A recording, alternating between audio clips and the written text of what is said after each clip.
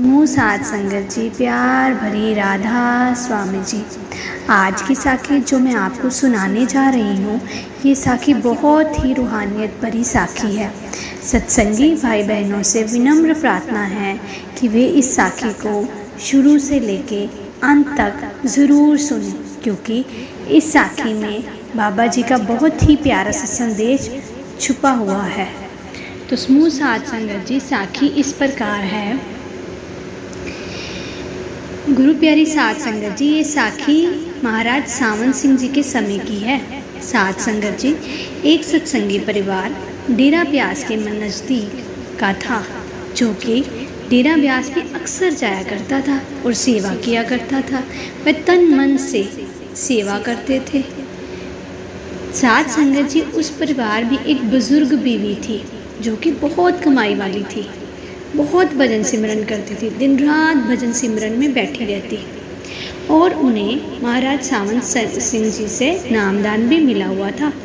साथ संगत जी, वे बीवी की इतनी कमाई थी कि वह घंटों भजन सिमरन में बैठी रहती। कभी कभी दिन रात का भी ख्याल नहीं होता, खाने पीने तक का भी ख्याल नहीं होता। पूरे गांव वालों को पता था कि माताजी बहुत कमाई वाली हैं, बहुत भजन सिमरन वाली हैं। उन्हें जब भी कोई परेशानी आती तो गांव वाले माता जी से मिलने जाते, क्योंकि माता जी पर बाबा जी की कृपा अपार थी। दिन रात मालिक की भजन बंदगी में ही रहती थी। तो साथ संगत जी, और भी लोगों को पता चलने लगा कि माता जी लोगों की परेशानियां दूर करती हैं। जब ये बात महाराज सावन सिंह जी तक पहुंची और महाराज जी हंस पड़े। और एक दिन वह मांझी डेरा ब्यास में महाराज जी के दर्शन करने गई हुई थी। महाराज जी ने मांझी को कहा कि मुझे पता लगा है कि आप लोगों की परेशानियां दूर करते हो। मांझी ने कहा, महाराज जी आप तो सब जानते हो, मुझे बताने की क्या ज़रूरत है। तो ये बोलकर मांझी बाबा जी को राधा स्वामी बुलाकर घर पर वापस लौट आई। जैसे ही वह घर पर आई, भजन सिमरन पर बैठने लगी तो उसे वह आनंद मिलना बंद हो गया।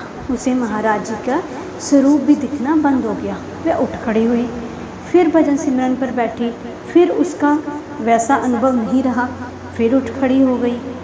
तो ऐसा 2-3 दिन चलता रहा। अगर कोई पूछने अपनी परेशानी का हल आता तो वह मना कर देती।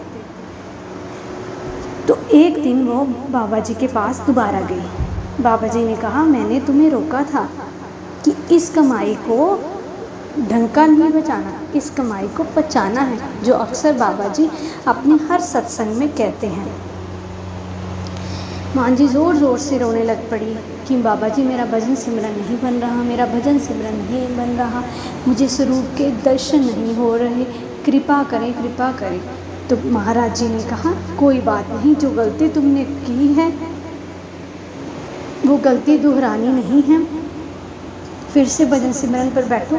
हाँ, कुछ समय ज़रूर लगेगा, पर स्वरूप और अनुभव तुम्हें पुराना वापस मिल जाएगा। तो उसके बाद उन्होंने कभी भी किसी से कुछ नहीं कहा।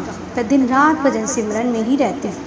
उन्होंने परिवार वालों से भी बोलना कम कर दिया। वह अपने आप से समय व्यतीत करने लगी और महाराज जी की कृपा उन पर अपार रहने लगी। साथ संगत जी, गुरु की इस मार्ग पर बहुत ज़्यादा ज़रूरत पड़ती है, क्योंकि जब हम इस रास्ते पर चलते हैं तो कुछ चीज़ें ऐसी होती हैं जो हमें समझ नहीं आती और हमें मिल जाती हैं।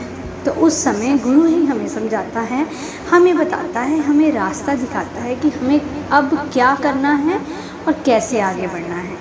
तो समूह साथ संगत जी, अगर आपको मेरी साखी अच्छी लगी हो तो इस साखी को लाइक करें, शेयर करें, सभी सत्संगी भाई बहनों तक ज़रूर पहुंचाएं और इस चैनल परमार्थ साखी शब्द को सब्सक्राइब भी ज़रूर करें जी। समूह साथ संगत जी को प्यार भरी राधा स्वामी जी।